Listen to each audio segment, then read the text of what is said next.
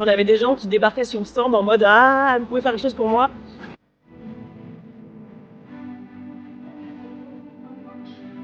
Alors on entendait de la légitimité, de la visibilité et aussi du contact avec les pratiquants, les grimpeurs et un petit peu aussi B2B. Alors on est sorti avec beaucoup de fatigue, on est sorti avec énormément de retours clients, on est sorti avec plein de contacts pro aussi et ça nous a donné plein d'idées pour 25 et 26.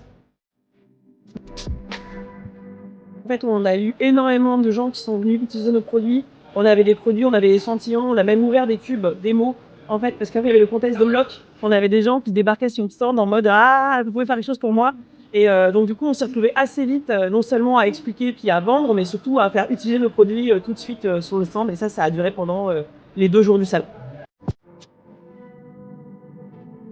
Et puis après, voilà, on a aussi complètement déroulé la partie B2B avec les gérants des pharmacies, des parapharmacies, des salles d'escalade qui nous ont fait des commandes ensuite en B2B pour référencer les produits.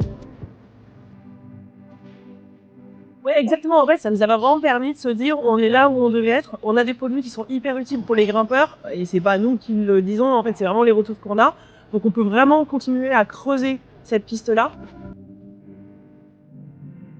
Alors, on s'est dit qu'en fait, la seule façon d'être vraiment pertinent sur le salon, c'est de pouvoir faire tester nos produits. Je pense qu'il faut vraiment le prendre, comme une vitrine, parce que ça reste une vitrine, mais aussi comme un endroit où vraiment être au cœur de l'écosystème grimpe aujourd'hui en France, et donc de rencontrer tous les acteurs de cet écosystème, que ce soit les pratiquants, les pros, les institutionnels, et puis les athlètes.